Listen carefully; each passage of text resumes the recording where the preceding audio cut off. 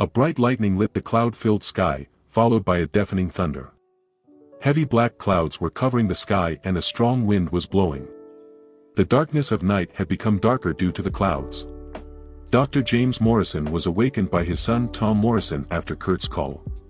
He sounded as if he was dying, "Dad," Tom said while packing his father's stethoscope, blood pressure calculator, 2 vials of medicine and 2 disposable syringes in a small handbag.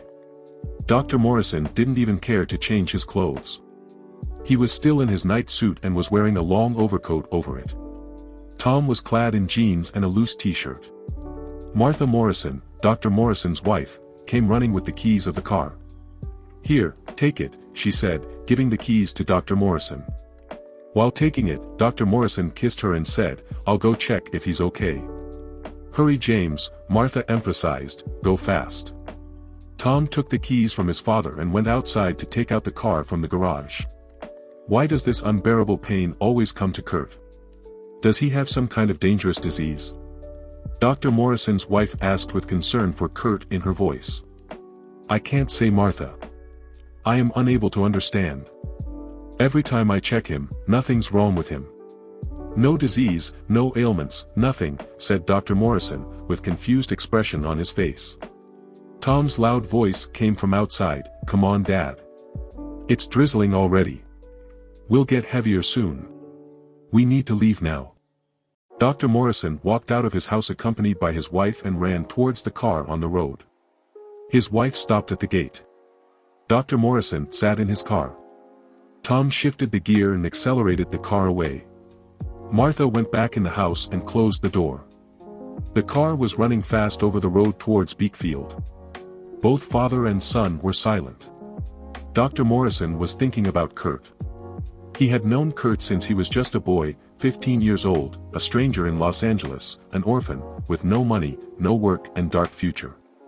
But he was a brave boy.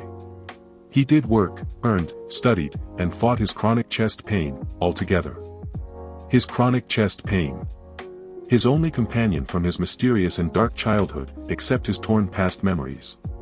Dr. Morrison had witnessed Kurt battling his chest pain many times. It was horrible to see him wriggling, yelling and screaming with intolerable pain. It was like as if a fish had been kept out of water and was seeking water, and dying, every second. Watching Kurt then was very pitiful. But still, Kurt seemed alright after medical checkups. There was nothing wrong with him. This always amazed Dr. Morrison and the other doctors who checked Kurt. It was raining heavily now.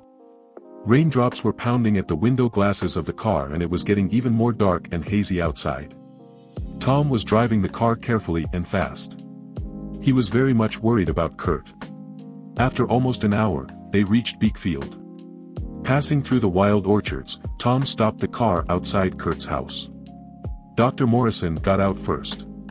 He ran towards the porch of the house with his handbag while Tom locked the car. He pressed the call bell and waited. No one answered from inside. He then searched his pockets. "Oh shit. I forgot the keys of Kurt's door lock. He had given one to me for emergencies like this." "I have it, Dad, I brought it," Tom said, taking out a key from his jeans. Dr. Morrison took the key, inserted it in the hole of the door lock and opened it. Then he opened the door and both father and son went in. The room looked as silent as a graveyard. The bed sheet was wrinkled, blanket on the floor and Kurt lying in a corner with the table and his mobile phone beside him. "There he is," Tom said, pointing towards him. "Oh God," Dr. Morrison ran towards Kurt. He checked his pulse and quickly took out the stethoscope and wore it.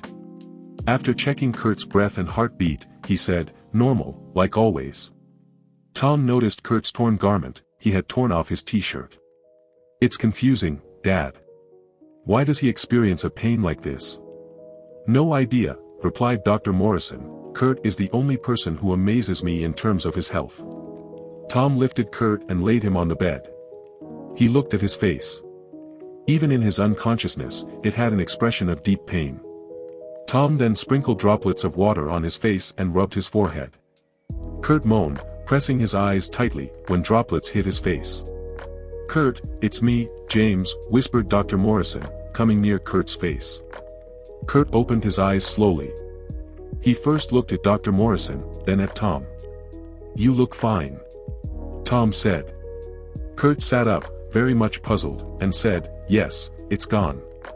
But doctor, he looked at Dr. Morrison, the pain this time, it was the most powerful blow that had ever hit me.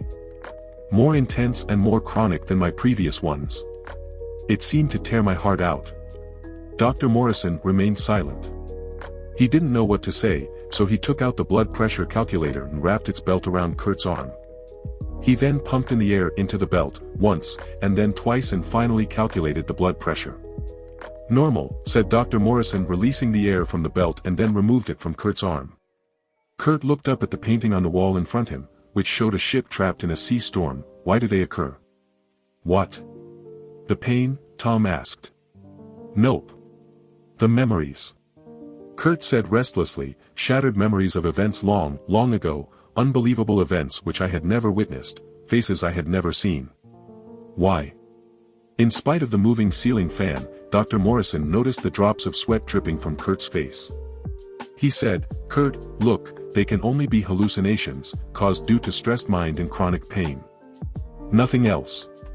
Kurt thought about the mysterious phone call he had received earlier and decided to tell about it to Dr. Morrison. Doctor, he started. Yes, Dr. Morrison said. He was filling in the medicine from a vial into a syringe. Even Tom, who was wetting the cotton with spirit, turned towards Kurt. Kurt stared into Tom's eyes and thought for a moment. If I tell them about that phone call, they for sure will tell about it to Kitty. Until today he hasn't told her about my chest pain because I had told him not to, but that phone call was really serious, and Dr. Morrison will definitely tell about it to her even if I would tell him not to. What? Dr. Morrison asked again, removing his eyes from the syringe. Nothing, Kurt said and looked away from Tom. Tom gave the wet cotton to his father, who rubbed it on Kurt's left arm and then injected the medicine in. He gave away the syringe to Tom, who threw it into the dustbin. Dr. Morrison patted Kurt's back. Don't worry. Take care of your diet. Okay. Sure doc, Kurt replied, looking at the doctor. Tom said with a smile, Hey Kurt, I know you are a brave young man. Take care of yourself. Dr. Morrison stood up and said, Now sleep peacefully and meet me in the morning before going to school. Kurt nodded in agreement. Tom and Dr. Morrison came out of the house, followed by Kurt. It was still raining heavily outside. Kurt waved them goodbye as they sat back in their car and drove off. Kurt walked back into his house and locked the door from inside. He looked around to witness the condition of the room. He walked towards the table, straightened it up and placed his phone over it. Then he adjusted the bed sheet and put the blanket on it.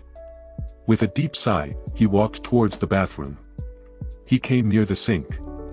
His face was wet with sweat when he looked in the mirror in front of him, hanging on the wall. He opened the tap and splashed water on his face. Once again he was feeling strange as he looked at himself in the mirror, and once again that mysterious, unanswered question was hovering in his mind. The question which had haunted him all his life. Who was he?